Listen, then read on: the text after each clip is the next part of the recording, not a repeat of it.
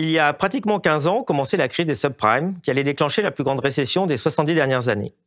Mais au fond, contrairement à une petite musique qu'on essaye de mettre dans nos oreilles, est-ce qu'en réalité, nous ne serions pas toujours prisonniers de cette crise financière, comme semblent montrer certains indicateurs? C'est ce qu'on va voir avec Paul Jorion. Paul, bienvenue sur Elucide. Je suis très heureux de te recevoir pour la toute première interview de notre média. Tu as un parcours très riche, puisque tu es anthropologue de formation, spécialisé en intelligence artificielle, sociologue, économiste, mais aussi marin-pêcheur, ancien trader, psychanalyste. Quel est le lien entre toutes ces formations? Eh bien, d'abord, Olivier, merci de m'avoir invité. Et le lien, il est le suivant. C'est que, effectivement, je suis devenu anthropologue et j'ai eu un début de carrière absolument classique, c'est-à-dire j'étais jeune professeur, en particulier dans une très bonne université, l'université de Cambridge, et on n'a pas voulu me garder. Bon, alors il se fait que j'étais pas mauvais en mathématiques et j'ai fait une carrière en fait de mathématicien appliqué et comme on me reconnaissait certains talents, on m'a appelé de manière successive dans différents domaines qui démarraient. Et là, j'ai commencé une carrière de 18 ans dans la finance. Et donc, c'est simplement parce que chaque fois, on avait besoin de mathématiciens un peu pointus et surtout de gens qui avaient, dans tous les cas, qui avaient une boîte à outils assez vaste. C'est-à-dire qui n'étaient pas des spécialistes de tel type d'équation, des gens qui pouvaient bricoler et venir et improviser et faire de l'intelligence artificielle dans la finance. J'étais dans les 100, les 200 personnes qui, à cette époque-là, à qui on a demandé d'automatiser le trading. Alors pour commencer, je voudrais savoir comment tu as réagi à l'appel de la Banque centrale européenne, mi-septembre, à la réalisation de fusions entre banques européennes pour créer des banques encore plus grosses. C'est pas tellement l'idée qu'elle soit plus grosse, c'est pour, une fois de plus, pour essayer de remédier à un défaut de la zone euro, qui est que c'est pas en fait une zone intégrée qui permette d'avoir une monnaie.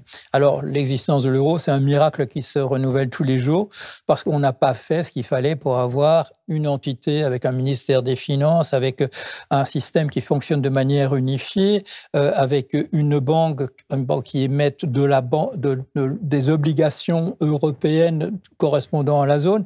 Il y a toujours, à l'intérieur de la zone euro, il y a toujours des obligations émises par chacun des États, c'est-à-dire qu'il y a des risques c'est au niveau de l'ensemble des pays, il y a des risques qui apparaissent. On voit des trucs comme la Grèce, on voit qu'on demande un jour, c'était quoi en 2010, on exige du 60% sur les emprunts à 3 mois de la Grèce, alors que dans le reste de la zone, on n'est pas encore à du négatif, mais presque à du négatif. C'est-à-dire il n'y a pas vraiment l'équivalent de ce qu'il y a derrière le dollar aux États-Unis, un système entièrement intégré, un système de compensation entre les États qu'on remet à jour une fois par an pour équilibrer tout ça. Non, c'est un truc mal fichu. On a voulu pousser une intégration européenne avec une monnaie en disant tout le reste va venir par la suite. C'était tous ces gens qui faisaient des grandes déclarations, Monsieur Moscovici et compagnie. Tout ça va venir automatiquement. C'est pas venu automatiquement. On l'a vu en 2010. On a frôlé la catastrophe.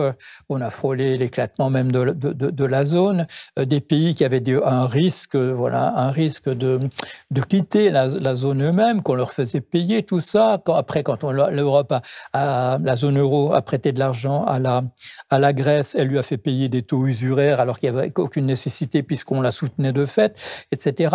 Du bricolage, et on continue.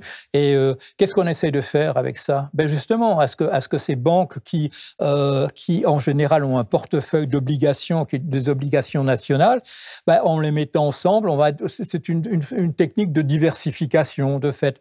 En fait, ça les fait grossir, bien entendu, et s'il y a du risque systémique au niveau de ces banques, on l'augmente de cette manière-là. Il faudra attaquer le problème en s'attaquant à la spéculation, puisque c'est ça la fragilité fondamentale, et puis intégrer la zone euro si on veut le faire. Sinon, qu'on arrête tout et qu'on termine ça. On va discuter de tout ça en détail, mais avant de revenir sur la crise de 2008 que tu as observée évidemment de très très près, est-ce que tu peux nous expliquer ce qui est arrivé au capitalisme dans les années 70, 80, 90, comment il s'est transformé pour arriver évidemment à celui qu'on a connu à la fin des années 2000? Le gros événement, c'était la fin des accords de Bretton Woods. C'est ça qui a changé entièrement toute la finance. On avait un ordre monétaire international. Donc en 48, on se réunit là dans le New Hampshire et voilà, on essaie de créer un ordre monétaire international. Il y a deux positions en face à face. Il y a celle des Américains et celle des Anglais. Les Anglais, en fait, ils ont adopté simplement les idées d'un bonhomme, c'est John Maynard Keynes, qui est une sorte de météore et de phénomène dans l'économie mondiale. Qui lui, en fait, qu'est-ce qu'il propose, John Maynard Keynes? Il propose un système extrêmement qui se rééquilibre de lui-même, un peu comme le système à l'intérieur des États-Unis maintenant, et en face, la position américaine qui veut jouer le rapport de force. Et puis, jusqu'en 71, ce système fonctionne. Il fonctionne jusqu'en 71. Alors, si j'ai bien compris en résumé, le système qu'il a emporté, c'était un système où toutes les monnaies étaient convertibles en dollars et le dollar était convertible en or.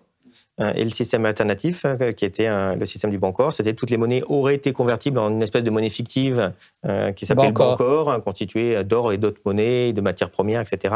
Ce qu'a essayé de faire un peu le FMI dans ses dernières propositions avec ses droits de tirage spéciaux. Ouais. Et il y avait un système pour éviter qu'on se retrouve avec un pays qui soit tout le temps excédentaire ou tout le temps déficitaire, puisqu'on a toujours un discours aujourd'hui en disant tiens, le pays est déficitaire, vous n'êtes pas assez compétitif, mais il n'y a jamais de discours pour dire vous êtes trop compétitif, puisque finalement il y a une course où on dit toujours qu'il faut, par exemple, la France devrait rattraper l'Allemagne, mais l'Allemagne elle passe son temps à courir de plus en plus vite, alors on ne peut jamais la rattraper. D'accord. Et donc ce système, en 1971, il explose. Et il se passe quoi après pour la finance et quelles sont les conséquences dans les années 70, 80, 90 ? Alors, tout devient imprévisible entre les pays, en particulier le taux de change entre les devises. On invente une manière pour se sécuriser par rapport à ça, un système d'assurance, les produits dérivés. Bon. Mais on n'interdit pas que ces produits dérivés puissent être utilisés aussi, plutôt que pour se protéger, de se couvrir, utilisés pour la spéculation purement simplement. C'est-à-dire ce qu'on appelle des positions nues, c'était quelque chose qu'on connaissait déjà au XIXe siècle. C'était la chose contre laquelle on voulait absolument se défendre par l'interdiction de la spéculation, c'est-à-dire de parier sur du vent. Oui, parce que comme tu le soulignes bien, quand on était dans l'ancien système avant 71, en fait, ça nous semble un peu bizarre parce que c'est pas naturel, mais en fait, les monnaies ne bougeaient pas entre elles. On disait que, je sais pas moi, un mark, c'était 3 $, au final, et ça ne bougeait plus. Donc, on savait très bien, dans 1 an, dans 2 ans, dans 3 ans, combien vaudrait la monnaie qu'on voudrait acheter. Et depuis 71, en fait, ça fluctue, d'où les besoins, comme tu dis, de s'assurer contre ces risques qui sont compliqués pour les producteurs. Le premier instrument de produits dérivés, c'est le swap de change. C'est pour se protéger contre, par exemple, une banque, on lui doit une somme considérable en Deutsche Mark. Eh bien, le cours du franc français et du Deutsche Mark va peut-être se modifier. Donc, on va se protéger pendant ce temps-là contre ce risque-là. Mais ce qui se passait aussi, du coup, dans les mêmes banques, il y avait les cambistes, et les cambistes, eux, ils pariaient sur le fait que ça bouge dans l'autre sens. Et c'est des trucs qu'on a vus aussi en 2007-2008, à l'intérieur, comme Union des banques suisses. Ils étaient connus pour ça. Ils essayaient de protéger leur portefeuille de mortgage-backed securities, voilà, de titres adossés à des titres de titres adossés à des prêts subprimes. Et pendant ce temps-là, il y avait un autre département dans la banque qui essayait de faire sauter le système en étant short à l'intérieur de ça. Ça, c'est le capitalisme. Ça, c'est les contradictions du capitalisme. Voilà. Ça fait plusieurs fois que tu parles de spéculation. Est-ce que tu pourrais nous présenter un peu plus en détail ce concept et son évolution ? La finance, c'est le système sanguin de l'économie. Tout le monde sait ça. Mais on vous dit, il y a un problème terrible, c'est la spéculation, parce que ça fiche tout en l'air. Et les gens ont raison. Voilà. Alors, on se dit, qu'est-ce qu'il faut faire ? Il faut interdire la spéculation. Alors, on vous dit, oui, mais la spéculation, on ne sait pas du tout ce que c'est en réalité. On ne sait pas définir ça. C'est gênant, effectivement, si on veut interdire quelque chose, qu'on ne sache pas exactement de quoi il s'agit. Sauf que, jusqu'en 1868 en France, jusqu'en 1863 en Suisse, ces années-là aussi en Belgique, c'était interdit. C'est-à-dire qu'il y avait une définition qui disait exactement comment on l'interdisait. Alors, qu'est-ce que ça disait ? Les paris à la hausse ou à la baisse sur le prix des effets financiers est interdit par la loi. et ça renvoyait à un autre article pour les pénalités associées. C'était donc extrêmement simple. Qu'est-ce que c'était les effets financiers? Ce sont les obligations, ce sont les actions, enfin tout ce que, voilà, des lettres de change, du papier à ordre, enfin tout ce que vous pouvez imaginer, c'était interdit de parier sur le fait que le prix augmente ou qu'il baisse. En fonction de quoi est-ce que ces prix variaient? Eh bien, ils variaient peut-être essentiellement en fonction de leur propre prix, mais comme c'était des instruments de dette pour la plupart, c'était fort lié au taux d'intérêt et donc c'était en fait aussi des interdictions sur les paris à la hausse ou à la baisse sur les effets sur les taux qui sont en arrière-plan de la définition des prix. Pourquoi est-ce que ça a été changé? Pourquoi est-ce qu'on a levé ces interdictions? Il faut regarder les attendus, les discussions à l'Assemblée nationale. Maintenir cette interdiction, c'est pas moderne, ça va pas dans le sens du progrès que du blablabla. Les milieux des affaires le voulaient. Dites-moi si vraiment le capitalisme fonctionnait pas avant 1868. Regardez le livre L'argent de Émile Zola, ça marchait parfaitement. Les banquiers voulaient en plus la spéculation. Ils voulaient pouvoir parier sur le fait que les prix allaient baisser ou allaient monter. Pourquoi? Pour faire de l'argent en plus. Ça participait absolument pas à l'économie. C'était des choses, de l'argent qui circulait entre capitalistes, il y en avait qui gagnaient sur ces paris et d'autres qui perdaient. Ça créait, comment on appelle ça maintenant? Du risque systémique. Pourquoi? Parce que ça pouvait faire sauter une banque ici ou là, qui pouvait entraîner les autres dans sa chute, parce qu'elle devait de l'argent aux autres, etc. Et depuis, ça gangrène la finance. Alors on nous dit, oui, mais on a perdu cette définition, on ne sait plus comment ça marche. C'est pas vrai, c'est inscrit dans des textes à peu près partout. La distinction entre une position spéculative ou non, sur les produits dérivés en particulier, elle est inscrite dans les règles du FASB, c'est-à-dire du Financial Accounting System Board aux États-Unis, c'est-à-dire les règles comptables. On vous fait la distinction entre spéculatif et qui n'est pas. Pourquoi? Pas pour l'interdire, parce qu'on le taxe différemment. Voilà. Quand c'est spéculatif, on le taxe. Est-ce que c'est dangereux, la spéculation? Oui. Est-ce que ça prend de l'argent plus à l'économie? Oui, parce que font les banques? Elles prêtent plutôt pour des paris spéculatifs que pour des particuliers, parce que ça rapporte davantage. Voilà. Est-ce qu'il existe d'autres choses qu'on appelle la spéculation? Oui, aussi, il faut ajouter deux choses. Quand on parle des actions, on peut gagner de l'argent en achetant des actions de deux manières. En recevant les dividendes qui sont distribués par les compagnies, qui sont des parts sur la richesse créée qu'elles ont produite au cours d'une année. On peut aussi espérer que le prix de l'action va monter. Pourquoi est-ce que le prix de l'action monterait? Parce qu'il y aurait davantage de dividendes qui vont venir et qu'il y a un calcul qu'on appelle de flux actualisé qui permet en fait de calculer le prix d'une action par rapport aux dividendes qui seraient distribués. Mais on peut jouer sur le court terme en achetant ou vendant une action. Est-ce que c'est dangereux? Ça, pas véritablement. Pourquoi? Parce qu'il y a arbitrage, comme on dit en finance. Arbitrage, ça veut dire que le prix en fait de l'action va finir par s'aligner d'une manière ou d'une autre sur les dividendes qui vont être distribués. Donc, ça ne fait pas grande différence. Mais il y a autre chose encore qui est de la spéculation. Et ça, c'est une personne en particulier, c'est Lord Adair Turner, qui a été un superviseur de l'activité financière en Grande-Bretagne. Mais il a dit la chose suivante. Il dit, il y a quelque chose qui est extrêmement dangereux, c'est le fait que chaque génération vend le parc immobilier tout entier à la génération suivante à des prix entièrement surfaits. Et ça, dit-il, c'est extrêmement dangereux sur le long terme. Et il y a quelqu'un qui vient d'avoir compris ça très récemment, M. Xi Jinping, et qui veut empêcher en particulier que ça ait lieu. Par ailleurs, on l'a vu dans l'actualité récente, il s'attaque aussi aux deux autres aspects de la spéculation, celui sur les actions, en bridant absolument l'activité des compagnies qui est des compagnies privées, et également le troisième aspect, les paris directionnels, comme on dit, les paris sur le fait que les prix vont augmenter ou baisser. Alors, il faut faire encore, pour terminer, une toute petite distinction, c'est que les produits dérivés, qui sont l'endroit privilégié pour faire ces paris, en fait, ils ont aussi une utilité par rapport à la finance. Ils permettent de couvrir des opérations. Ils permettent ce qu'on appelle hedging en anglais, de la couverture. Ça permet aussi de se protéger, c'est-à-dire ça permet d'avoir une position de type assurantiel. Ça permet de se protéger contre certains risques. Mais par ailleurs, on n'a jamais interdit pour ces produits dérivés que des positions purement spéculatives, des positions nues, comme on dit, soient également adoptées. C'est-à-dire, en fait, pour résumer ça, tout le monde comprend l'expression, s'assurer sur la bagnole du voisin, c'est-à-dire avoir une incitation à emboutir la bagnole du voisin pour toucher l'assurance.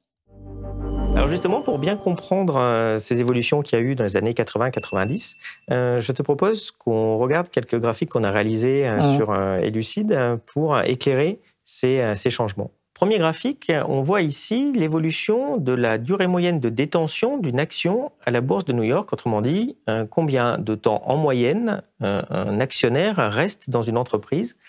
Et on voit qu'elle était autour d'1 an dans les années 30, à une époque où il y avait beaucoup de spéculation individuelle, puis qu'après la crise, on est arrivé à des durées moyennes de détention de 7-8 ans. Avant, on voit bien dans les années 70-80 qu'on revienne à des durées beaucoup plus faibles.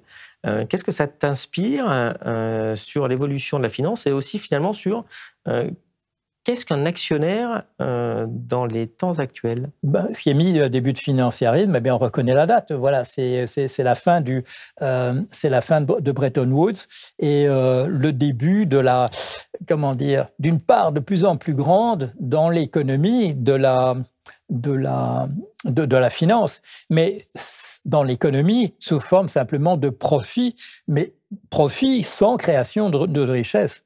C'est simplement de l'argent qui passe d'une banque à une autre ou d'un grand financier à un autre. C'est pas de la richesse créée. Ça représente pas véritablement ce qu'on appelle la croissance, c'est-à-dire le fait que de mettre de l'argent dans l'économie, ça va pouvoir de vendre plus cher des produits ou des services. Et là, non, c'est de l'argent qui va commencer à circuler simplement entre les banques.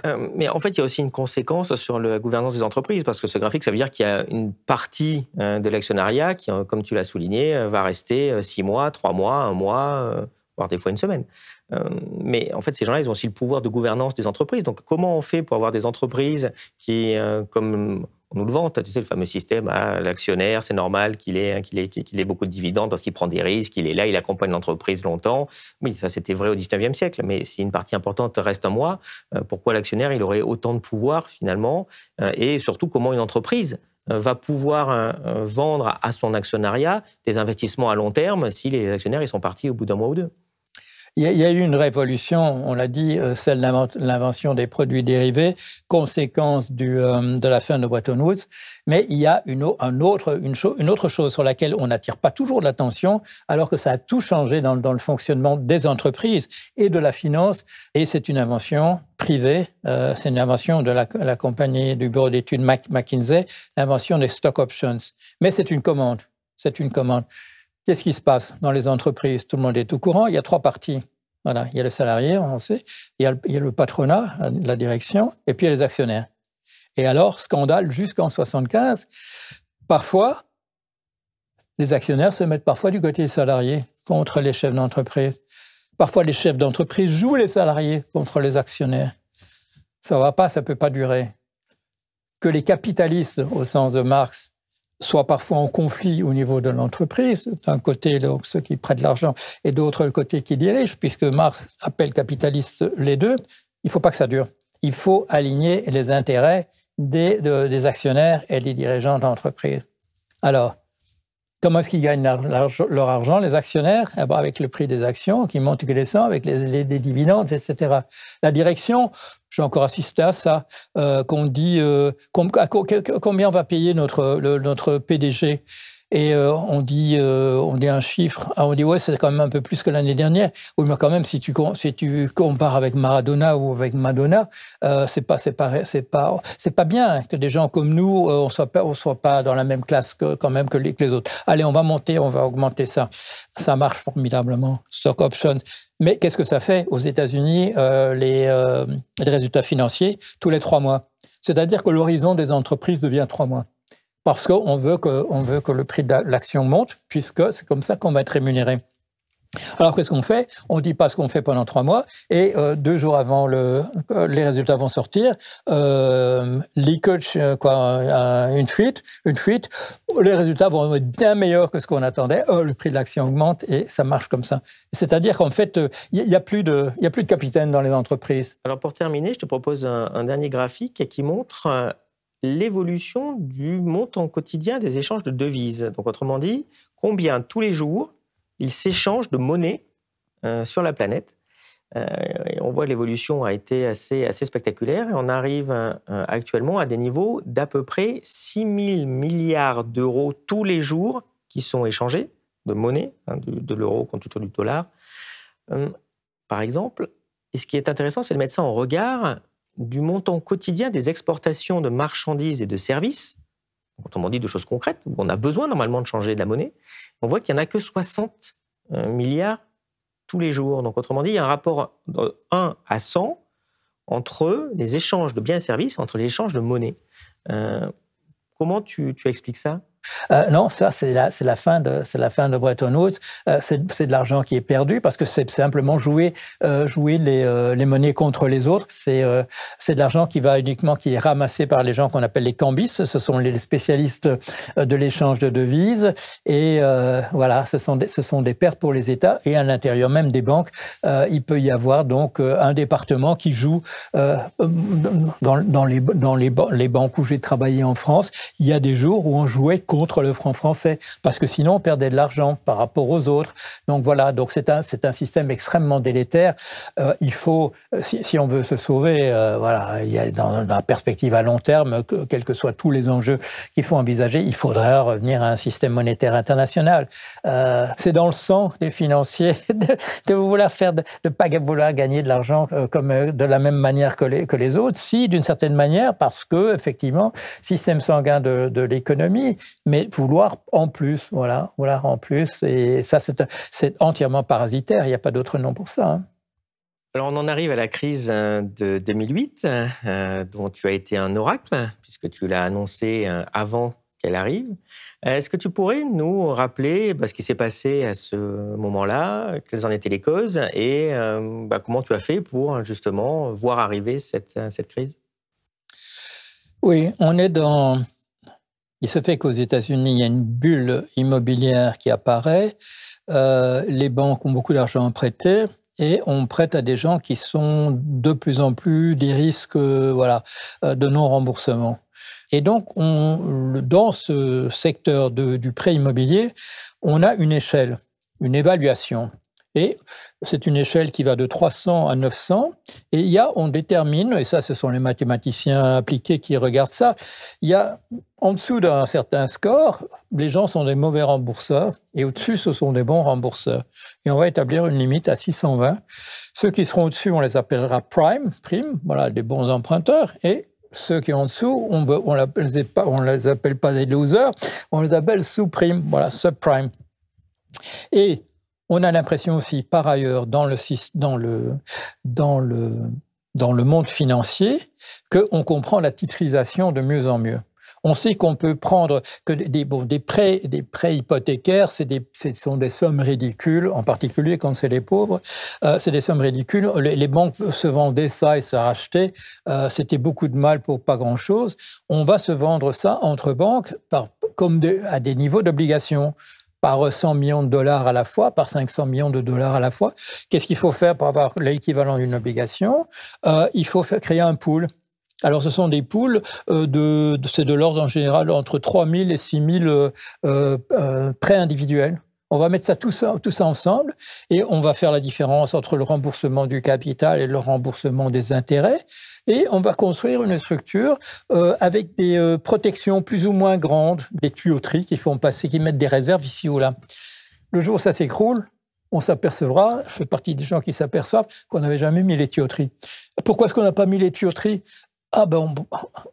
C'était tellement bien calculé, on n'en aurait jamais eu besoin. Voilà. À cette époque-là, j'étais chez Countrywide. Countrywide, c'était le plus grand prêteur de subprime, et tous nos instruments d'évaluation sont mauvais.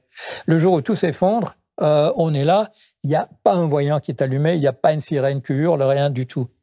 Et là, c'est quoi ? Qu'est-ce qui nous fait défaut ce jour-là ? C'est pas le fait qu'on n'ait pas mis les tuyauteries, c'est que la science économique derrière, ça vaut pas un clou. Il n'y a pas les bons modèles.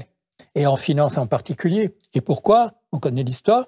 Parce que c'est la finance qui a financé les études de finance, et que tous les prix Nobel d'économie, c'est des gens qui sont à la solde de la banque et pas des gens qui font des vrais calculs.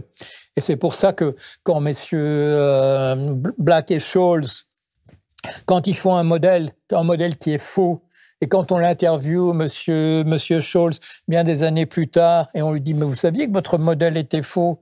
Il a eu un prix Nobel. Il dit, oui, on le savait, mais quand on l'utilisait nous-mêmes, on faisait la correction. Voilà, c'est comme ça que ça marche. Il y a la science économique qui reçoit les prix Nobel, et puis il y a comment ça marche véritablement à l'intérieur des banques. Je ne veux pas dire qu'on comprend tout bien à l'intérieur des banques, mais on comprend quand même beaucoup mieux. Est-ce que ce savoir à l'intérieur des banques, est-ce qu'il sort à l'extérieur? Oui, quand il y a quand il y a des renégats, quand il y a des transfuges. Sinon, non.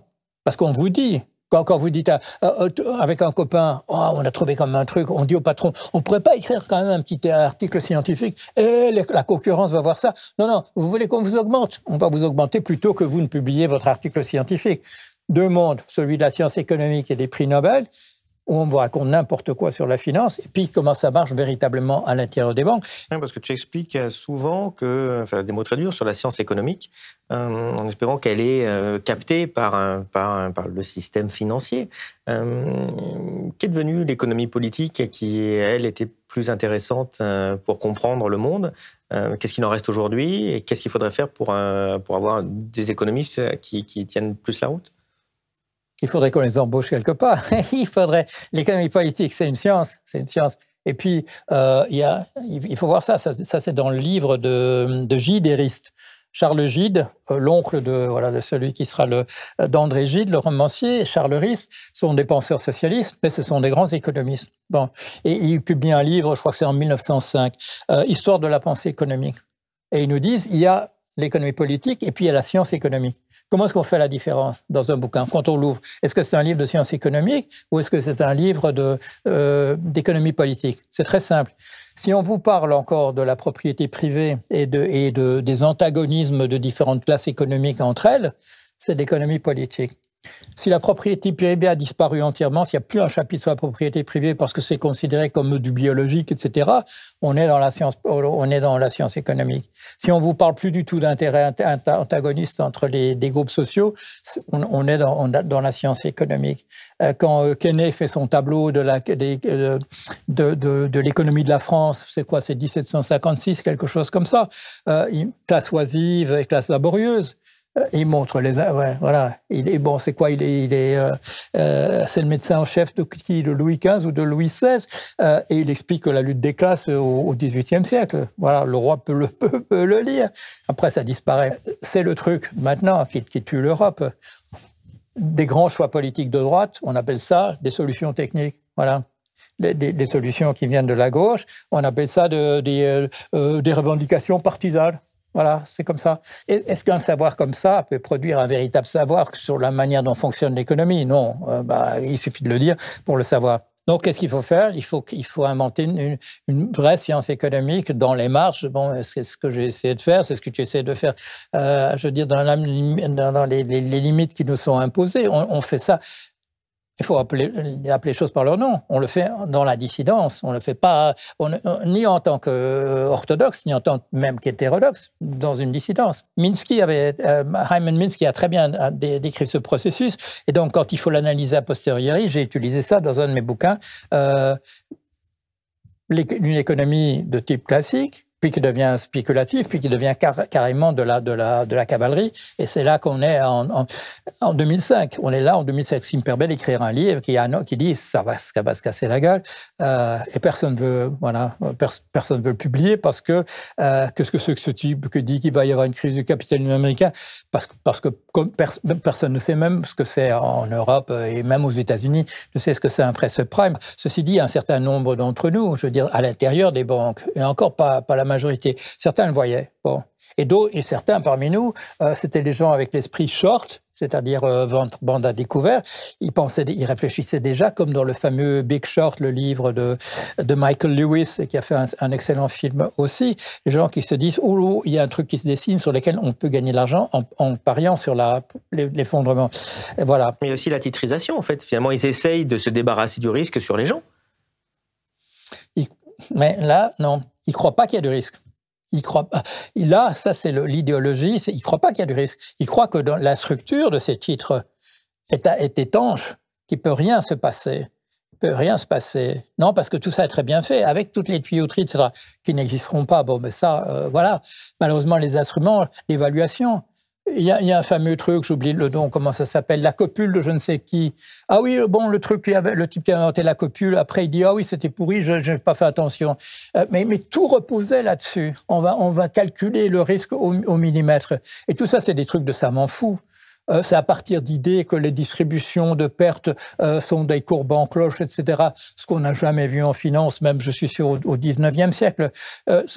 Calcul de savant fou. Et ça, bon, j'ai une anecdote, ça, c'est pas aux États-Unis, c'est en Hollande.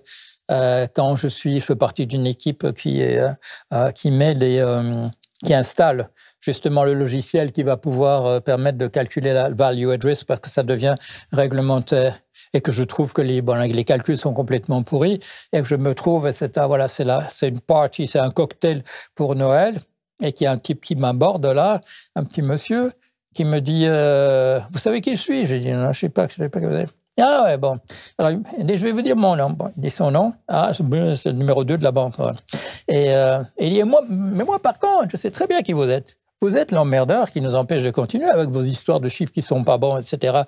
Ben, je dis, écoutez, oui, il faudrait quand même que les calculs soient corrects parce que c'est pas simplement sur de la gestion de risque. Les calculs sont faux. C'est même sur le rendement des obligations. Et alors, il me dit, mon petit monsieur, les chiffres qui sont exacts, c'est moi qui vais dire au régulateur quels sont les chiffres exacts, c'est pas lui qui va me dire ça. Bon, et il s'en va, et voilà. Alors voilà, donc j'avais compris comment il savait pas que j'étais un renégat, qu'un jour je raconterais ça, mais c'était comme ça que ça passait. Voilà. Oui, la proximité entre le régulateur et puis les banques qui finalement c'est même pas une proximité, système. Ils sont aux ordres. Pourquoi? Parce qu'ils espèrent qu'on va les embaucher un jour dans la banque. Et ça, pourquoi? Parce qu'ils veulent quand même terminer leur carrière avec un salaire qui est doublé ou triplé. Ouais. J'ai justement un graphique sur ce sujet-là qui est assez amusant.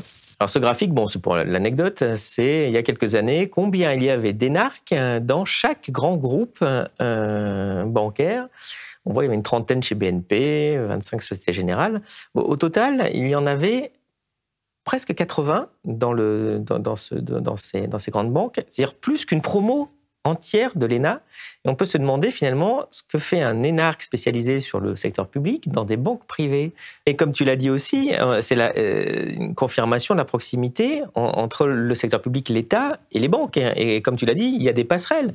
Celui qui régule les banques pendant quelques années, il se retrouve embauché par la banque un peu après. Et réciproquement. De toute façon, aujourd'hui, le gouverneur de la Banque de France, c'est un ancien directeur de BNP Paribas. C'est pour ça que quand on parle de nationalisation des banques, on dit oui, mais regardez le Crédit Lyonnais. Ah, c'était le secteur public, etc. Oui, mais c'était à l'époque où on imposait au secteur public de travailler comme les autres. Il faut regarder Dexia et compagnie, tous ces machins-là. Non. C'est la culture, voilà, la culture de la spéculation avait complètement contaminé l'ensemble du secteur public, même quand c'était l'intérêt général. En Belgique, c'était le crédit communal qui est devenu une des banques avec les pires produits. C'était plus le crédit communal qui faisait les produits, c'était JP Morgan qui le faisait pour eux et qui a inventé ces merdes incroyables qui permettaient à l'argent de se sucrer sur l'argent des communes ou tous les trucs municipaux en France. C'est intéressant que tu parles de Crédit Lyonnais parce que c'était un très grand scandale dans les années 90 avec cette banque qui était en quasi-faillite. Mais ce qui est amusant, c'est le montant.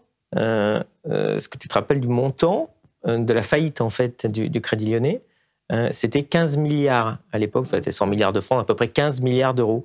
Donc c'est intéressant de regarder ce montant-là avec le risque aujourd'hui que le secteur financier porte. Et justement, je te propose de regarder un travail qu'a réalisé l'Université de New York, qui a calculé ce qu'on appelle un S-risque. Alors, c'est une évaluation du risque systémique. Alors, bon, là, c'est très critiquable parce que le risque, on peut le calculer de plein de façons. Bon, ils ont mis un exemple, bon, certes, qui vaut ce qu'il vaut, qui n'est pas à prendre à l'euro près, pas du tout, mais c'est intéressant de regarder les montants, les ordres de grandeur. C'est intéressant de classer les pays entre eux. C'est intéressant de classer les banques entre elles sur ce modèle-là, qui est censé en fait estimer combien il manque de capital s'il y a un très gros choc boursier. Voilà, c'est ça, c'est cette façon dont c'est calculé. Et donc voilà ce que ça donne au niveau des pays, où on voit que évidemment celui qui a le plus de risques en Occident, c'est les États-Unis avec à peu près 450 milliards, la France 330, les États-Unis, le Royaume-Uni 300. En fait, la Chine en a à peu près le double des États-Unis facilement. Mais si on regarde ça, c'est intéressant de voir la position de la France par rapport aux États-Unis. On voit que dans ces calculs-là, il n'y a pas un très très gros écart de risque. Alors qu'évidemment, il y a un très gros écart de pays. Et si on regarde la donnée suivante sur l'explication, en fait, c'est la concentration dans quelques grosses banques. Et ça, c'est donc dans les banques occidentales, quel est le risque? On voit que les banques françaises sont celles qui ont le plus gros risque systémique, parce que c'est celles qui ont le plus gros bilan, hein, c'est logique aussi.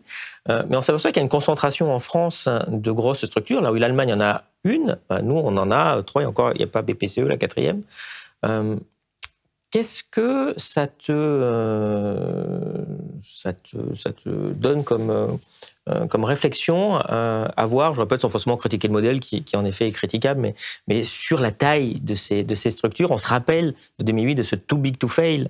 Pour ça aussi, je me suis amusé à te poser la première question, parce que c'était too big to fail à l'époque, on nous dit qu'il faudrait que ce soit encore plus big. C'est quand même étonnant comme réflexion, on n'a pas réussi à couper ces structures, d'autant que, comme on voit dans le dernier graphique, l'évolution dans le temps, ici des trois banques françaises, on voit qu'évidemment le risque a beaucoup monté dans les années 2000 avec la spéculation que tu dénonçais. Il y a eu un pic au moment de la crise, mais finalement, le risque, il n'a pas l'air d'avoir beaucoup diminué depuis lors. Et il reste sur des montants où pour chaque banque, c'est 5, 8, 10 fois ce qu'était le fameux crédit lyonnais à l'époque. Alors, mais pour ce qui est du classement des banques européennes, des banques françaises par rapport aux autres, on avait un classement à peu près le même en 2008. Quant au risque sur les produits dérivés, mais les banques françaises étaient déjà parmi les toutes premières.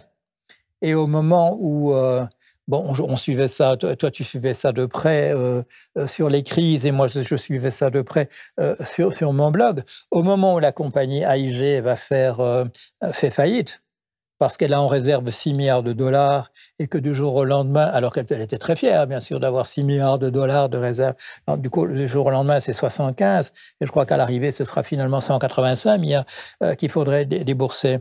On se dit, elle va faire comme n'importe quelle entreprise en faillite. Elle va montrer la caisse et dire voilà ce qui reste, et on va partager entre les créanciers l'argent qui se trouve là. Et donc là, on suivait ça au jour le jour. Qu'est-ce qui va se passer quand AIG explose? Et AIG n'explose pas. Pourquoi? Parce que les États règlent rubis sur l'ongle les sommes. C'est-à-dire qu'on va faire payer aux contribuables l'ardoise, pas aux banques. Voilà. Les banques ne vont rien. Alors, c'est scandale, évidemment. Pourquoi? Ils ont joué entre eux, ils ont perdu, et ça va être le buy-out, c'est-à-dire que c'est le contribuable qui va payer. Et alors, je ne sais pas si tu te souviens du bruit qui circulait à ce moment-là. Pourquoi est-ce qu'ils l'ont fait?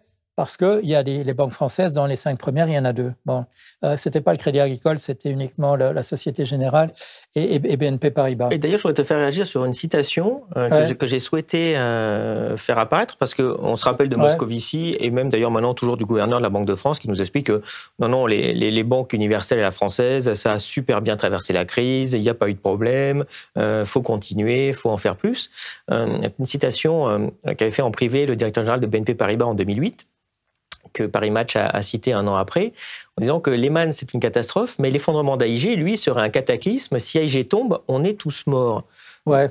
Donc c'est le fameux too big to fail, hein. C'est pas une surprise, mais en tout cas, c'est intéressant de voir qu'à a priori, ça n'a pas l'air de résister si bien que ça. En tout cas, si, ça résiste très bien quand le contribuable, et je me rappelle bien de Sarkozy, qui a sorti, je sais plus, 200 ou 300 milliards de garanties publiques, qui n'a pas été utilisé, mais c'est de la garantie quand même, potentiellement, pour stabiliser le système.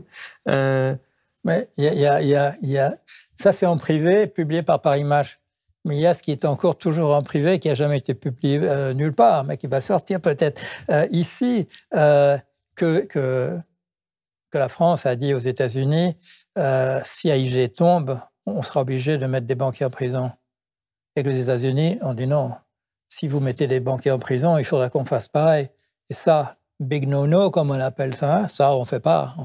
Mais ça, c'est très important aussi, ce que tu dis, sur le ton un peu de la plaisanterie, en fait, qu'il n'en est pas, mais d'autant qu'il y a des précédents. C'est que dans les faillites des caisses d'épargne aux États-Unis à la fin des années 80, il y a eu plein de banquiers qui sont allés en prison. Il n'y en a pas eu du tout pendant la crise. Et donc, il y a une disparition de la responsabilité. Évidemment, si on n'a pas grand risque, si le seul risque, c'est de toucher 100 millions d'euros de stock option ou rien du tout, bon, on va prendre le risque pour avoir ça, puisque c'est jamais négatif, en fait. Il n'y a jamais de sanction. Regarde les gens de Dexia. Bon. Le pire qui leur soit arrivé, les dirigeants de Dexia, bon, je ne vais pas employer d'insultes parce que ça pourrait nous faire des ennuis, mais ces gens, aujourd'hui, bon, il y en a qui ont pris leur retraite parce qu'ils étaient... Est-ce qu'il y en a un qui était à un poste moins élevé que quand il était à Dexia? Le pire qui soit arrivé, je crois que c'est il est au même niveau. Les autres, ils sont montés en grade. Ils ne sont pas derrière les barreaux. Ils ont été promus. Le bel exemple, c'est Société Générale aussi. Après l'affaire Kerviel, le PDG est parti, mais par qui a été remplacé le PDG? Pas par un des directeurs généraux adjoints qui était évidemment qui travaillait avec le PDG précédent, mais sauf que celui qu'on a pris, qui est M. Oudéa, était en fait le responsable de Kerviel. Il était plus proche de Kerviel que le PDG. Donc vous dites, mais enfin c'est quand même assez phénoménal ce genre de non-sanction dans ce système. Là, je dois dire, bon, je suis content d'avoir joué un petit rôle quand même C'était pas dans ma chronique financière du Monde, c'était carrément dans une tribune libre, d'avoir expliqué ce qui s'était, je sais plus comment j'ai appelé ça, en disant l'affaire Kerviel, c'est la raison d'État. Et ça a eu un impact, je le sais, par son avocat. Pour toi, c'était un peu plus compliqué que le petit résumé qu'on a essayé de faire du petit trader un peu fou dans son coin qui a fait des choses incroyables sans que personne s'en rende compte? Sans personne s'en rend compte. C'est impossible. Je travaillais dans des banques. Le patron sait ce qu'il fait. Le patron du patron sait. Quand on arrive peut-être au président, au directeur général, il ne peut pas absolument tout savoir. Il y a au moins deux ou trois échelons dans la hiérarchie qui savent ce que tu fais. Et on te demande de le faire. Hein. On ne prend pas les initiatives. On ne permet pas à quelqu'un de jouer sur des centaines de millions d'euros de sa propre initiative. Ça n'existe pas. Ou alors, si on dit oui, la vérification n'a pas été faite, voilà, il y avait une mauvaise communication entre le front office et le back office. S'il y avait une mauvaise communication dans une des plus grandes banques du monde, c'est qu'on leur avait dit de fermer les yeux. Hein. Ça ne vient pas tout seul. Oui, de mémoire, dans le rapport interne, il y avait 26 alertes qui étaient remontées quand même. Donc c'est ça, ouais, bien sûr. Tu étais surpris du verdict? Au départ, oui. Mais on a quand même contribué à ce que ça évolue. Ouais. Ouais. Une dernière question sur la crise de 2008, finalement. Qu'est-ce qui a changé depuis lors? Qu'est-ce qu'a donné le discours de Sarkozy de Toulon, tu sais, qui nous promettait une nouvelle régulation, un nouveau capitalisme, et la fin des paradis fiscaux, etc. etc. Donc qu'est-ce qu'on a fait? Est-ce que ça a été utile? Est-ce que ça a été suffisant pour toi?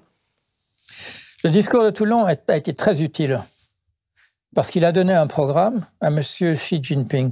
Donc ça, c'est formidable. Monsieur Sarkozy, dans un discours écrit par M. Guénaud, tout le monde est au courant, voilà, a dit le capitalisme doit changer, sinon il va périr. Voilà. Alors il a dit on va faire des aménagements, etc. Bon, ça n'a pas eu lieu. Mais ce qui est en train de se passer ces jours-ci, c'est bien qu'on en parle maintenant et pas il y a 2 semaines, c'est que M. Xi Jinping, qui le 1er juillet a remis un col Mao, M. Xi Jinping, qui a chanté l'international et qui est en train de foutre en l'air tout le système capitaliste en Chine, mais comme le marché des capitaux, il n'y en a plus qu'un, et que quand il dit, voilà, tout le secteur des cours particuliers, ça passe dans le secteur public, toutes ces maisons qui sont devenues inabordables pour les gens ordinaires, on termine ça. Et en sachant la croissance de la Chine depuis 10-20 ans lui donne une marge de manœuvre, il peut foutre en l'air tout le marché des capitaux international. La Chine est pratiquement autonome. Et ce que les journaux disent ces jours-ci, qui lui a donné cette confiance, une confiance pratiquement absolue dans le pouvoir du système chinois, qu'il appelle socialiste, voilà, et c'est le système socialiste, par rapport à l'autre, il dit, regardez, autour de lui, regardez comment nous, on s'en est sortis de la Covid, et regardez comment les autres se sont plantés avec ce truc, et ils sont toujours emmerdés à l'intérieur de ça. Lui, ça le conforte dans l'idée que le socialisme a un avenir. Et quand il parle du projet commun... tu peux nous expliquer qu'est-ce qu'ils sont en train de faire en Chine? Il faut remonter un petit peu. Deng Xiaoping, dans les années 85, il dit, grand discours, c'est la fin du maoïsme, il y a eu la banque des quatre, traverser le gué en tâtant une pierre à la fois. Voilà. Alors, tout le monde a compris, ça veut dire, on va s'engager dans le capitalisme, parce qu'il faut traverser la rivière, en tâtant une pierre à la fois. C'est-à-dire, si la pierre est un peu branlante, on fait demi-tour. Ils l'avaient bien indiqué. Ils ont voulu développer la richesse, voilà, que le pays devienne riche.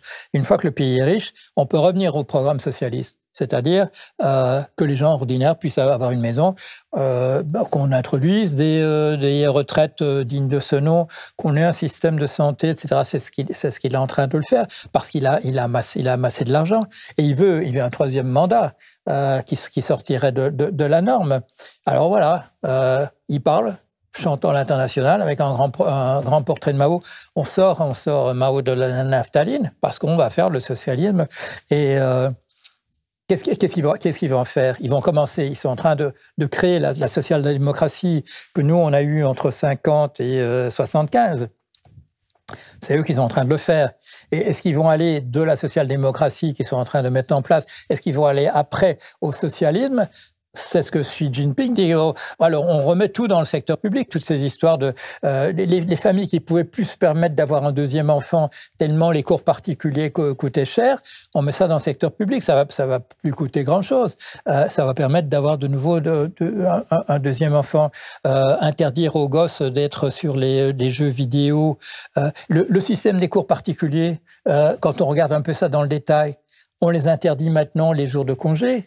Et on ne va pas pouvoir le faire le samedi et le dimanche. On ne va pas pouvoir le faire les jours fériés de l'école. C'est-à-dire qu'il y a c'est pas simplement une question économique, c'est une question de qualité de la vie aussi.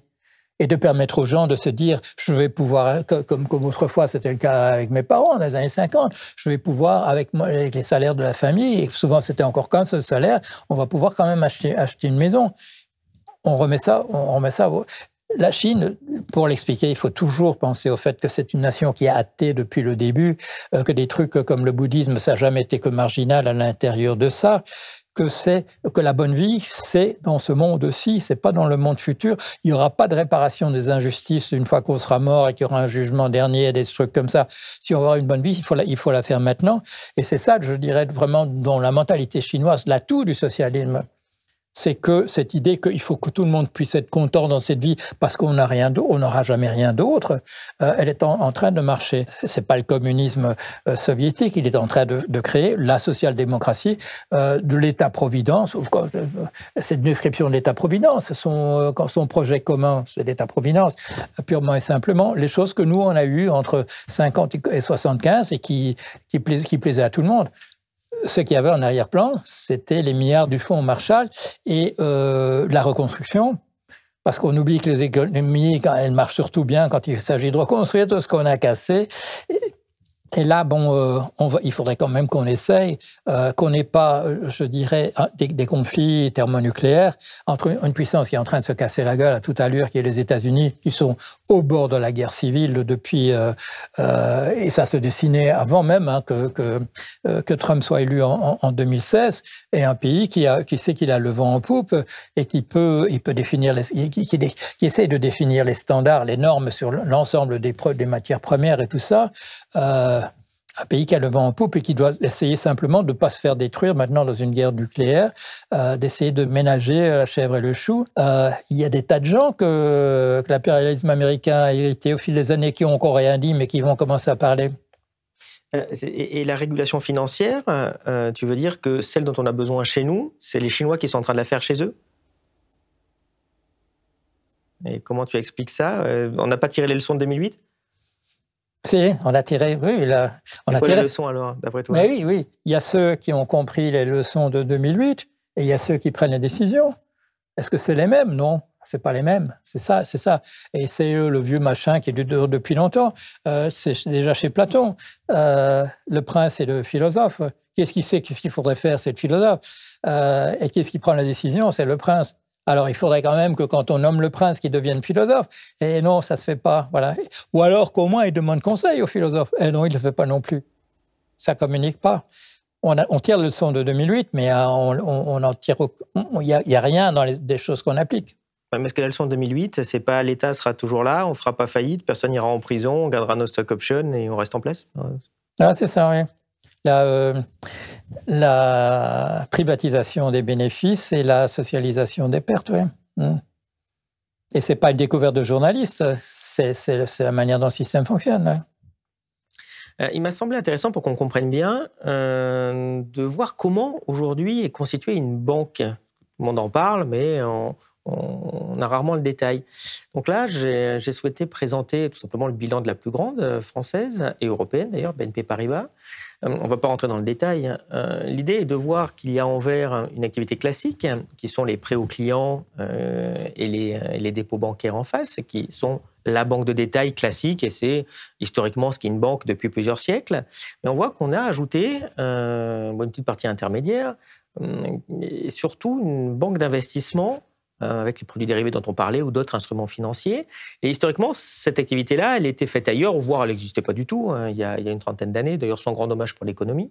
On voit qu'on a finalement regroupé dans une seule structure une banque de détail et une banque d'investissement. C'est pour ça qu'il y a des propositions de séparer ces deux activités, voire d'arrêter la dernière, en tout cas celle qui est spéculative et qui n'est pas utile à l'économie.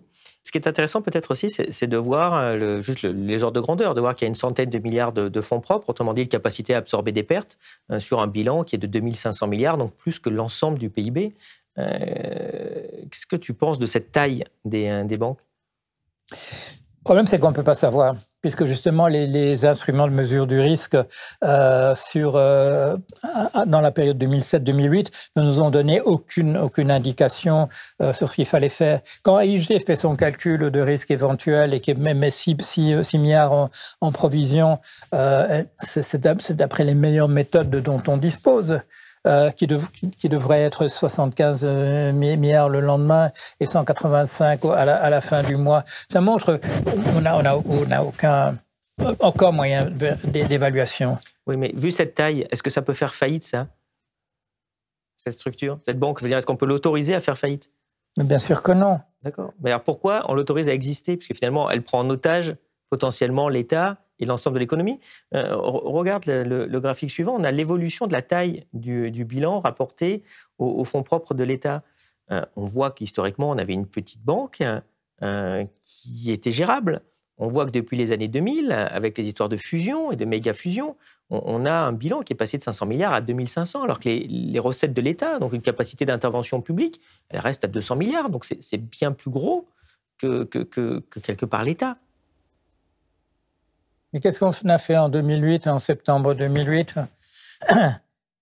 On nous disait, il y avait une discussion à cette époque-là, est-ce qu'on peut trouver 100 millions au niveau européen pour les pauvres en Europe?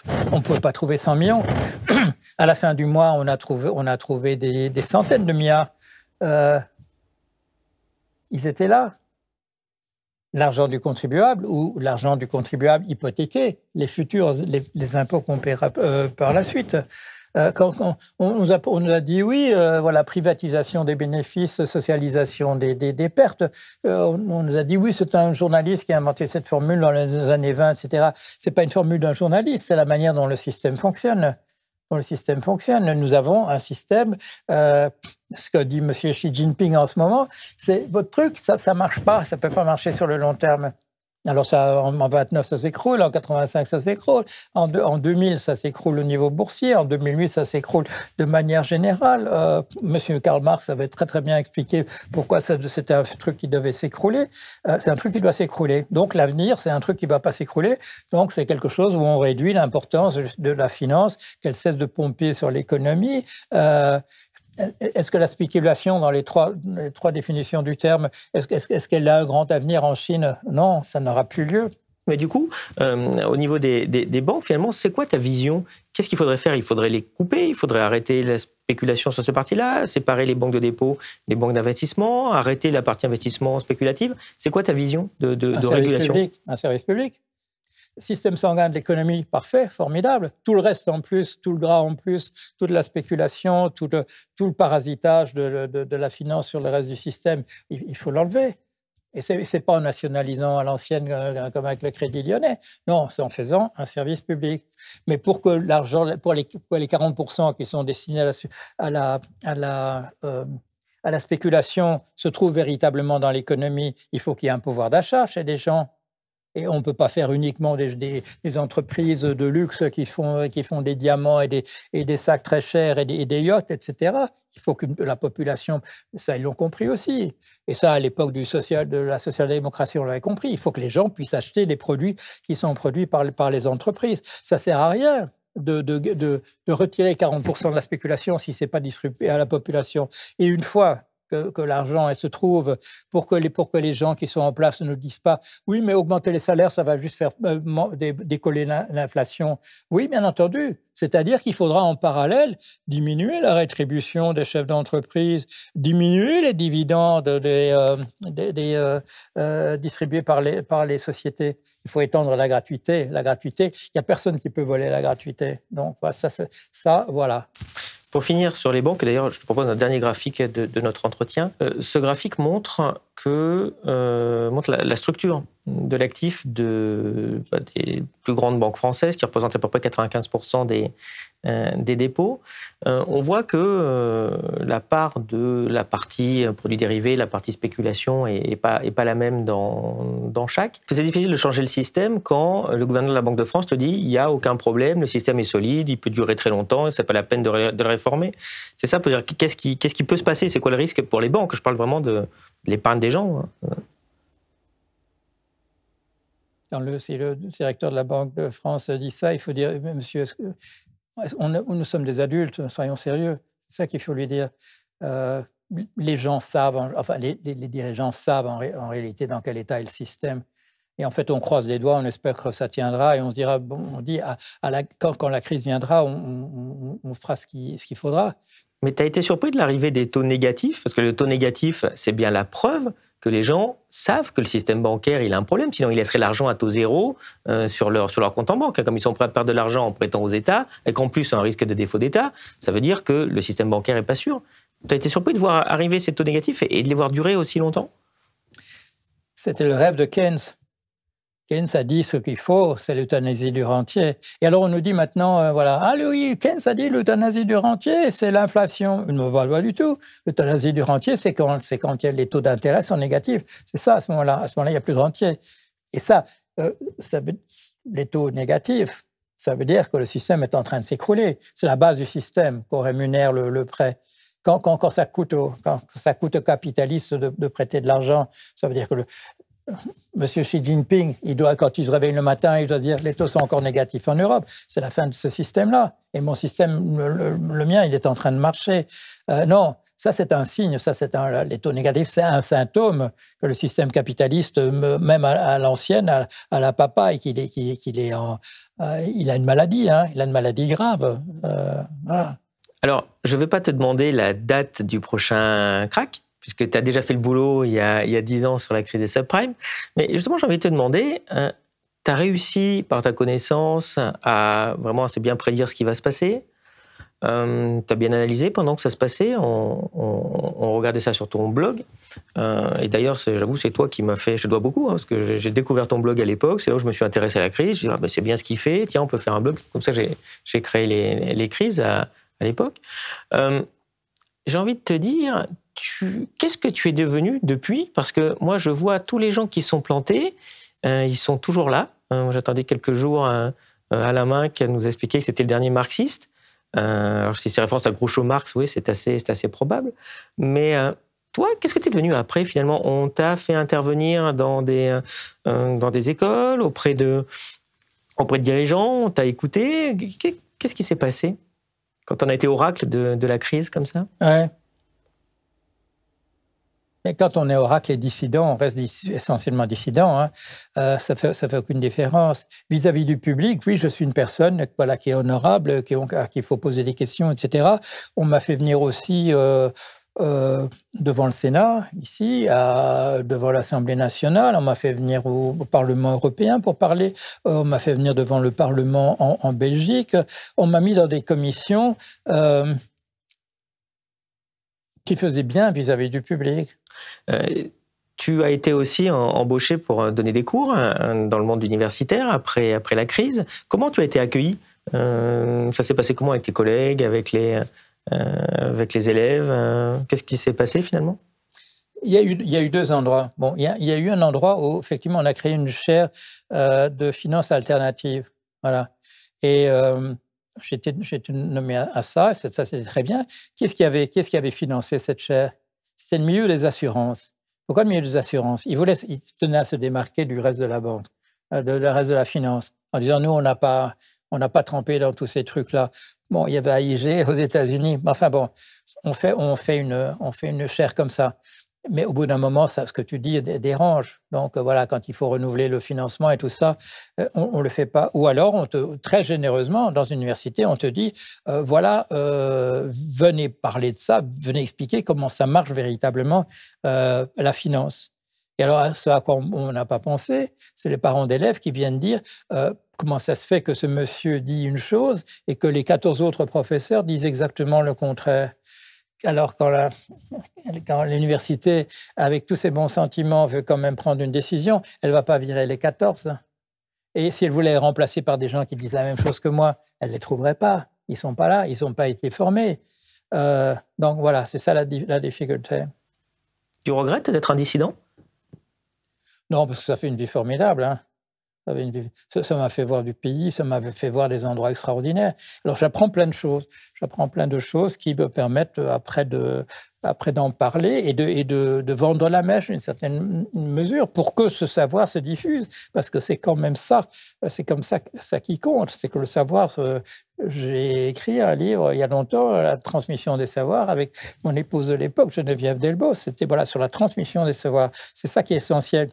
Et maintenant, si on veut vraiment sauver notre peau, les gens vont devoir s'adapter à ça. Il va falloir que les gens, encore plus vite que maintenant, on va plus pouvoir se permettre que tous les bons ingénieurs soient dans les banques. On va avoir d'eux vraiment besoin pour changer les choses, pour avancer. Mais ça, on va devoir changer entièrement notre représentation du monde, hein. Et on fait rien? Non, on fait rien. L'explication m'a un peu été donnée par Jean Pouillon. Jean Pouillon, il n'est pas très connu. Il a été secrétaire de Jean-Paul Sartre, et puis il a été secrétaire de Lévi-Strauss. Et il fait un peu d'anthropologie, un peu en amateur. Alors il va au Tchad, il va en Éthiopie aussi. Et là, il vient avec une représentation qui me raconte à moi qu'il n'a jamais écrit nulle part. Il dit, je suis allé chez des gens, et ces gens, essentiellement, ils tournaient les pouces, leurs pouces. Il y avait des bananes, on prenait ça aux arbres. J'ai vu ça aussi en Afrique, à certains endroits. Les gens travaillaient, je ne sais pas, 1 heure dans la journée, et puis ils jouaient aux cartes, ils jouaient à d'autres trucs, etc. Un milieu extrêmement favorable. Bon. Alors, l'idée de Pouillon, c'est très facile d'avoir une société humaine qui marche, ça ne pose aucun problème. Il faut pas même s'adapter à l'environnement. L'environnement est extrêmement généreux pour une espèce. La seule chose, bon, ça il ne le disait pas, mais moi je l'ai vu en Afrique, il faut se battre un peu contre les prédateurs. Il faut empêcher que les lions viennent vous bouffer la nuit et des trucs comme ça. Bon, et ça, nos ancêtres ont dû un peu se battre sur. Mais sinon, c'est vrai, c'est très facile. Le seul problème, capacité de charge d'une espèce. Il ne faut pas qu'une espèce dépasse ce que l'environnement peut lui offrir. Bon. Tant qu'elle n'a pas ce problème, elle peut faire n'importe quoi. Bon, nous, on a découvert le charbon, on a découvert le pétrole, c'est-à-dire que ça nous a permis d'aller beaucoup plus vite vers l'extinction que les autres. Bon, c'est tout. Si les girafes avaient trouvé un moyen d'utiliser le pétrole, elles seraient allées à l'extinction plus vite que les autres. On arrive au moment où l'environnement voilà, on l'a bouffé entièrement. On a atteint la limite. Alors, il faut une société qui sache qu'on a atteint la limite et essayer de voir comment on peut non seulement stabiliser, mais aussi faire machine arrière d'une certaine manière. Est-ce qu'on pourra le faire avec le système capitaliste? Moi, j'ai fait un bouquin que tu connais. C'est une question de survie? Se débarrasser du capitalisme est une question de survie. Voilà. C'est le titre du livre. Ça dit clairement ce que j'en pense. Et par ailleurs, j'ai un autre qui s'appelle Capitalisme à l'agonie. Il faut faire avec ça. Mais comprendre qu'on ne peut pas dépasser la limite de ce que l'environnement permet de faire. Alors, est-ce qu'il y aura une prise de conscience à la dernière minute du marché? Ou alors est-ce que ce sera sous l'influence qu'il y aura encore une nouvelle épidémie et qu'en Chine, il y aura 3000 morts et que chez nous, il y en aura 14 millions Comment ça va se passer? Ou alors c'est des désastres écologiques véritablement qui changent entièrement le système. Que quand la Californie du Nord crame, on ne peut pas la reconstruire parce qu'il n'y a pas d'assurance, compagnie d'assurance qui est prête à le faire. Et que l'État a dit, j'ai pas l'argent pour assurer tout ça. Que quand on regarde la carte de l'Australie durant l'été australien, c'est-à-dire l'hiver dernier, et qu'ils n'ont pas assez de couleurs pour mettre en dégradé les couleurs que ça a, qu'il y a un truc absolument cramoisi, qu'on n'a rien d'autre. Qu'est-ce qu'ils vont faire, ces gens-là? On sait que les mammifères ne peuvent pas vivre au-dessus de 40 degrés de manière constante. Il faut que la température tombe à 25 la nuit, les endroits où la température ne descend pas au-dessous de 25 et d'où la majorité de la population n'a pas la clim. Qu'est-ce qui va se passer à cet endroit-là? On nous dit 1 milliard de gens qui vont devoir se déplacer. 1 milliard. On dit oui, mais on ne dit pas que ce sera des morts. Quand il y a 25 000 Afghans qu'il faut replacer, c'est là, on pousse des cris. Et on aura une meilleure solution pour quand ce sera 1 milliard de personnes. On nous dit qu'il faut cesser de faire des vignes dans le sud de la France, dans le Midi, il faut les mettre en Belgique. Bon, et alors on va mettre des vignes en Belgique. Et puis il va geler au mois de juin, comme on a vu cette année-ci. Les vignes vont être cramées avant même de pouvoir faire du vin. Les gens qui disent on va faire des bio-villages ou des éco-villages, et là on fera notre petit truc, on fera pousser, etc. Mais c'est tout gel en juin, et s'il y a de la grêle au mois de septembre, et c'est ça qu'on va avoir.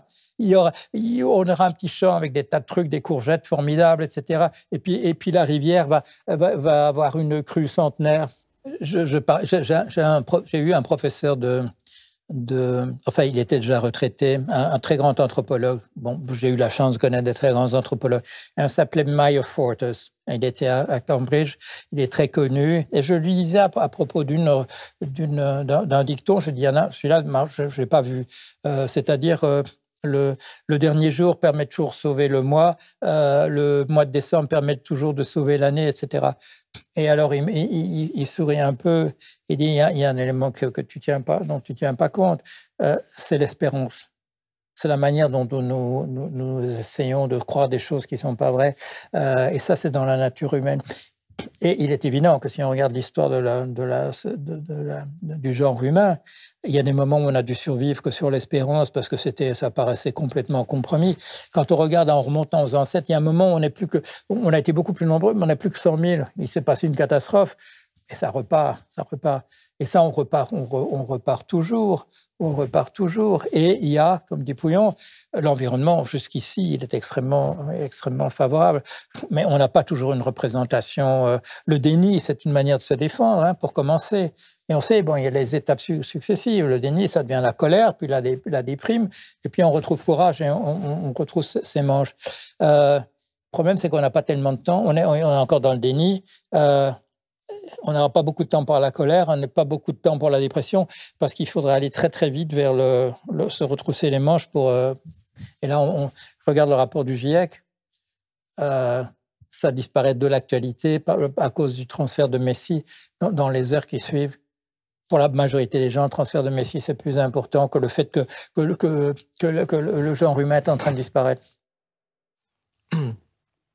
Tu as écrit fin 2019 ton dernier livre, et dedans il y a une petite phrase qui interpelle un petit peu, puisqu'elle dit que finalement on ne sera jamais à l'abri d'une épidémie nouvelle à laquelle on serait particulièrement vulnérable. Bon, c'est assez amusant. Comment tu as vécu la crise du Covid ? Comment tu as vécu les réactions des gens, les réactions du gouvernement face à ce risque, et finalement la différence de traitement encore entre l'Occident et la Chine, dont tu as beaucoup parlé, mais enfin aussi l'Australie, la Nouvelle-Zélande, on voit que ça a été, le risque a été géré différemment et que le succès est plutôt en Asie qu'en Occident. La Chine a fait ce qu'il fallait, elle a compris qu'il fallait essayer d'éradiquer ça. Il y a eu un tout petit retour, et chaque fois que nous n'arrivons pas à terminer et qu'il y a un nouveau variant, la Chine va le recevoir aussi. Mais la Chine est convaincue d'avoir trouvé la recette, de savoir comment il faut faire. Savoir comment il faut faire sur absolument surtout, et qui voit la manière dont nous débrouillons comme des manches à ce sujet-là. Et alors, on a bien fait de mettre ça dans le livre, mais ceci dit, on savait que ça existait. Ce film Contagion, qui est très très bien fait, avec des gens très intéressants, Kate Winslet, Marion Cotillard, Matt Damon, etc. Tout est là. tout est là. Le personnage de Raoul, il est dans le film, joué par Jude Law. Les gens qui vont gueuler en disant ça atteint ma liberté. Mais bien entendu, oui, des fléaux, ça atteint la liberté individuelle déjà par nécessité. Les hésitations, tout ça. Savoir que quand il y aura un vaccin, ça ferait la différence. Tout ça est dans ce film. C'est-à-dire que des experts, à ce moment-là, c'est un film de quoi? De 2010. Il y a 11 ans, on le savait exactement comment ça marchait. Tout y est, tout y est. Les manifestants, les personnages qui essayent de tirer les gens qui ont des remèdes miracles, c'est dans le film en 2010. Donc c'était connu. Mais bon, voilà. Ou alors on se disait c'est un problème des Chinois, c'est un problème de là-bas. Ça viendra jamais jusqu'ici. Et si on ne raisonne pas au niveau système, mais vraiment au niveau des gens, individuellement, donc beaucoup ont eu peur aussi, beaucoup ont eu des réactions assez différentes. Toi, que tu regardes d'anthropologue, tu as été surpris de certaines réactions? Tu te dis non, finalement, c'était assez prévisible. Qu'est-ce qui t'a étonné dans la crise? Ce qui m'a étonné essentiellement, c'est que les gens ne comprennent plus que ce qu'un mot comme fléau veut dire. Dans la Bible, on nous parle de cette plaie d'Égypte. Les gens qui lisaient l'Ancien Testament, ça leur disait quelque chose. Parce qu'on se souvenait de la peste, on se souvenait de choses comme ça. Le choléra, Hegel est mort de choléra, donc ça date pas de millions d'années. Si vous voyagez un peu, vous savez que le choléra, ça existe encore à certains endroits en Afrique. Vous savez qu'il y a la fièvre jaune, etc. Non, on est des enfants gâtés. Le mot fléau, on n'a pas utilisé le mot fléau. Je crois que j'étais le seul à utiliser le mot fléau, en rappelant, écoutez, une pandémie, c'était un fléau. Ah oui, non. Ah oui, non, mais voilà, ça a disparu. On a de la chance. C'est le plan Marshall, tout ça, c'est la social-démocratie qui a fait de nous des enfants gâtés absolus. Et quand il y a quelque chose de grave qui se passe, je fais partie d'une génération qui n'a pas connu la guerre sur son territoire. On n'est pas nombreux dans l'espèce humaine à avoir eu cette chance-là. Mais du coup, après, on dit « Ah, tiens, c'est bizarre, ce truc. Ça va quand même pas m'empêcher d'aller passer mes vacances ici. » Si ça va vous empêcher d'aller passer vos vacances là, c'est un fléau. Mais ce mot n'a plus aucune résonance, En Occident, on a perdu cette capacité à faire face aux gros problèmes, en fait. Oui, tout à fait. Parce qu'en Asie, on voit que c'est pas pareil, qu'ils ont fait peur du virus, ils avaient peur d'être... Enfin, on a l'impression que les gens ont même plus peur pour eux, en fait. Plus peur. Non, nous... Quand on lit le journal d'un bourgeois de Paris qui ouvre sa fenêtre et qui a la peste en bas, ça nous passe à un autre monde. Alors que voilà, c'était à Paris. Mais on ne réagit plus du tout comme ces gens-là. Et bon, on sait, Hollywood peut gagner de l'argent en faisant un bon film sur une pandémie 11 ans avant que ça arrive ici. Donc, c'est pas qu'on ne sache pas, mais c'est sorti de notre horizon. Nous sommes trop douillés, et ça ne va pas nous aider. Ah. Mais dans les gens qui étaient un petit peu ou dans le déni ou dans ma liberté individuelle, et tu sais que c'est important, la liberté individuelle, hein, passe d'abord. Moi, j'étais un peu surpris de voir que dans cette population-là, il y avait une partie qui était très militante sur le climat, sur l'avenir de l'espèce. Et ça m'a un peu étonné parce que je me suis dit, mais si déjà on n'arrive pas à gérer un truc comme un fléau qui peut nous toucher directement, comment on va gérer un problème dans 20 ans, 30 ans, 40 ans Là aussi, tu as des réflexions d'anthropologue sur ce point-là, et parfois cette déconnexion, parce qu'il y en a qui nient tout. Alors, c'est sûr, si tu as nié le climat, tu peux nier le Covid, tu peux tout nier. Bon. Mais des gens ne sont pas dans cette optique-là. Ils voient bien qu'il y a un problème lointain, mais on voit qu'ils ont eu du mal à gérer le problème à court terme. Donc, est-ce que collectivement, tu penses que, je sais pas, est-ce que l'espèce n'est pas viable finalement? Parce que finalement, les dinosaures, c'est quoi qu'il y a eu le météorite, ils ont peut-être mieux géré les problèmes? Il y a un dessin, c'était un penseur politique, mais il faisait des dessins. Voilà, c'était un Hollandais, il s'appelait Jo Speer, il a fait des choses splendides. Et moi, bon, j'étais gosse, je sais pas, j'avais 7-8 ans, je commençais à lire et je trouvais ça formidable. Et il y en a que j'ai gardé en mémoire. C'est un monsieur qui est assis dans un fauteuil comme là, etc. Et il écoute la radio et il dit on entend 100 000 morts en Indonésie, une explosion d'un volcan, 100 000 morts. Il ne bouge pas, il continue à lire son journal. Après, un peu plus proche, voilà, 1000 morts à tel endroit, il s'est passé telle chose, des inondations catastrophiques, ne bougent toujours pas. Puis on entend des accidents de la route, 10 morts aujourd'hui, là, on voit ses oreilles qui commencent à se lever. Et puis il lit son journal, et il dit « Oh, un chat a été écrasé », il appelle sa femme « Oh, regarde, il y a un chat qui a été écrasé au coin de la rue ». C'est comme ça qu'on est. C'est comme ça. Ça a dû nous aider dans la survie de l'espèce. Que quand on nous parlait de trucs qui ne nous concernaient pas, ben ça ne nous intéressait pas du tout. Mais un danger immédiat, oui. Une histoire qu'on te raconte sur le fait qu'il y avait un lion avant-hier à côté de village à côté de t'en fous. Mais si quelqu'un dit il y a 10 minutes on a vu un lion, alors là tu commences à... Et ça, voilà, malheureusement, inscrit dans notre espèce le fait qu'on n'a pas du tout le sens de l'échelle des choses. Quand on demande aux gens, le chef de votre entreprise, il gagne combien de fois plus que vous, à votre avis, et que les gens disent 7 fois peut-être, allez, on va dire, allez, imaginons, dans le pire des cas, 20 fois, et que le chiffre c'est 450 quand on regarde, les gens ne se rendent pas compte de ça. Ils n'ont pas le sens de la taille des choses. Et ça permet aux puissants de continuer comme ils font. Que personne ne se doute même que ces 450 fois, ça aide quand même, hein, ça aide quand même. Et ça permet aux gens de se disputer sur des queues de cerises parce qu'ils n'ont pas accès au savoir qui leur permettrait. Et ensuite, on n'a pas l'intuition. On n'a pas l'intuition. C'est pour ça que les films catastrophes, c'est bien. Parce que quand on a une représentation visuelle de quelque chose, on commence à le prendre un peu plus au sérieux. Je regardais un truc de science-fiction hier. J'ai regardé des milliers de films de science-fiction. Mais pour la première fois, je me suis rendu compte que je le regardais en me disant, il y a peut-être des leçons à tirer. Ce qui n'était pas le cas avant. C'était de la fiction, c'était des trucs pour rigoler. C'était amusant. Mais maintenant, je me dis, tiens, il y a peut-être quelque chose, comme les gosses qu'on voit maintenant. Et qui dit dans une situation de crise, qui disent mais ça, on savait ce qu'il fallait. On dit c'est extraordinaire que vous ayez fait ce qu'il fallait. Et ils n'ont pas appris à l'école, ils l'ont vu quelque part à la télé. Et ça, c'est le problème des enseignants maintenant. Le savoir utile, il est malheureusement plus à l'école. Et justement, le fait que finalement le savoir et la science aient été aussi un peu maltraités ces 2 dernières années, c'est inquiétant pour l'avenir ?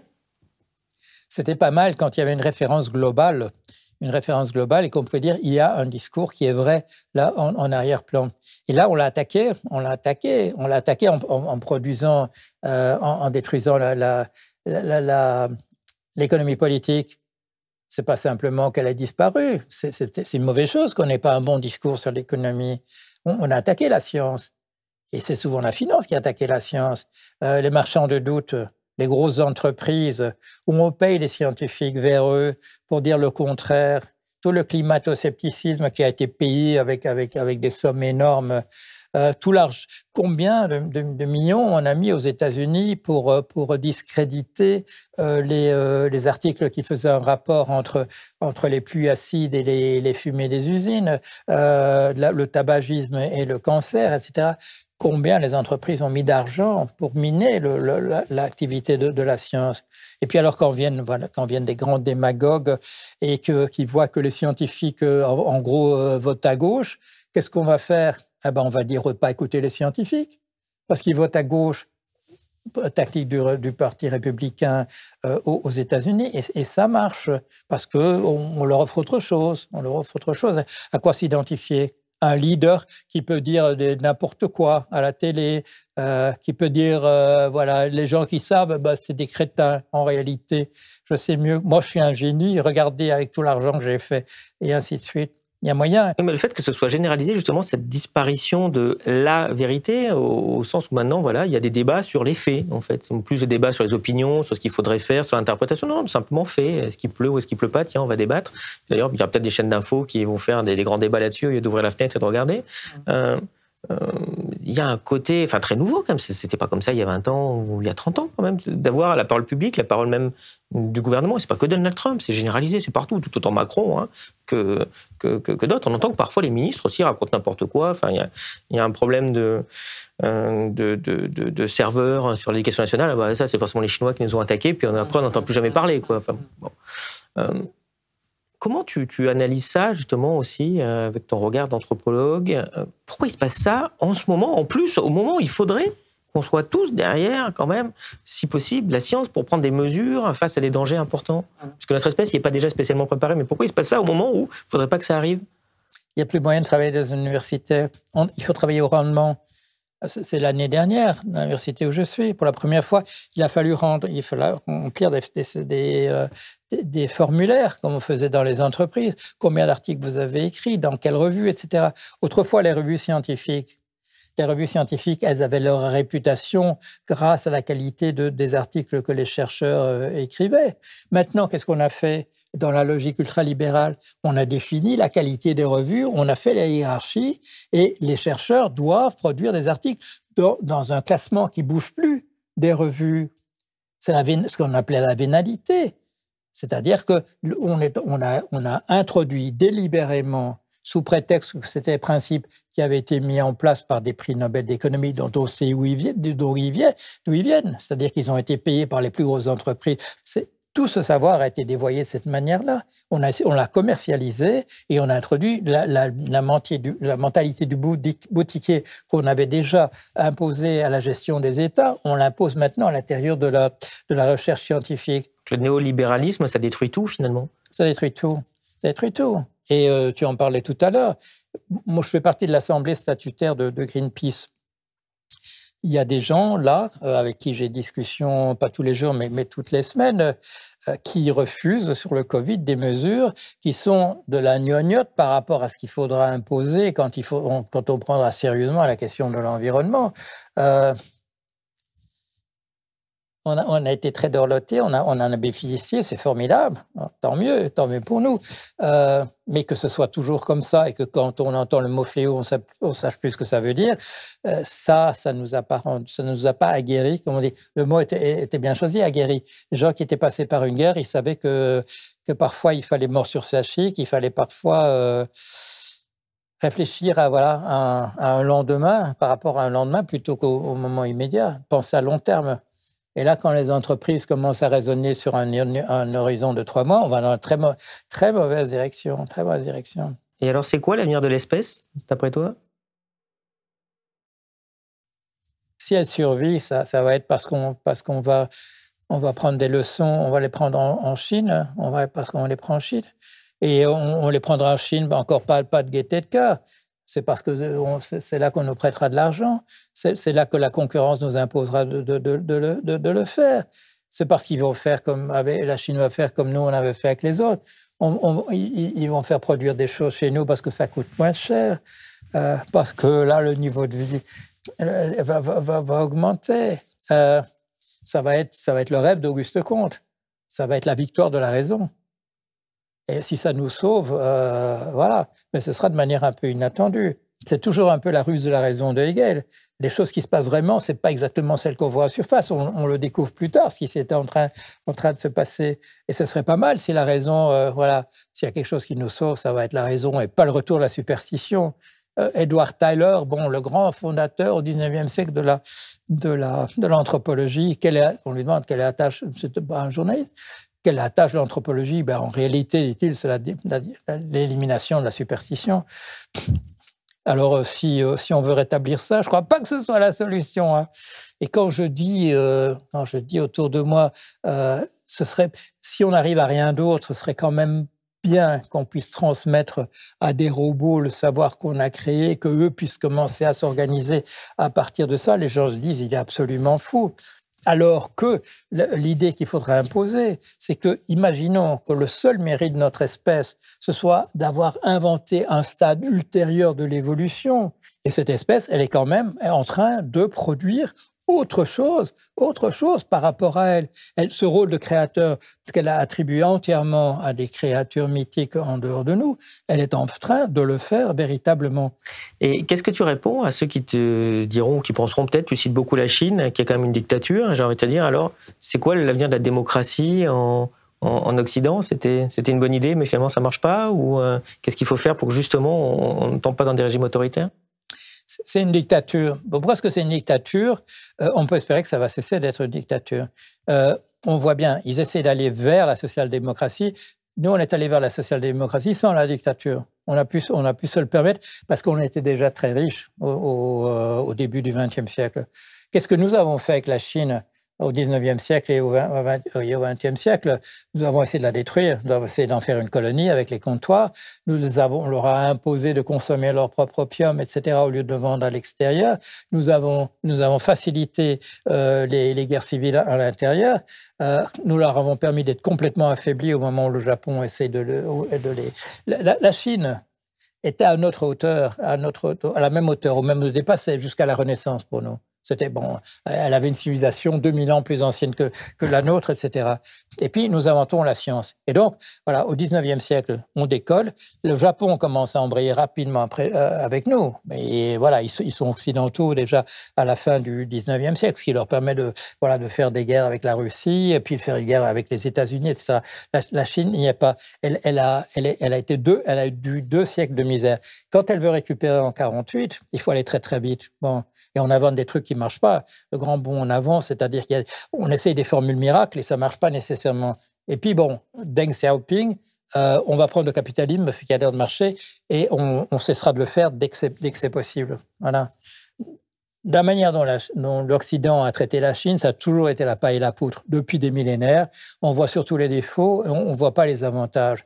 Et là, la différence, à mon avis, c'est dès le départ une nation athée depuis des millénaires, alors que chez nous, il y a toujours eu cette idée qu'on pouvait, même quand le christianisme, je dirais, disparaît, quand les gens vont plus à l'église, il y a toujours cette idée que la justice aura lieu un jour ou l'autre, et ça, c'est démobilisant. C'est démobilisant par rapport à des tâches qui seront des tâches véritablement d'une espèce.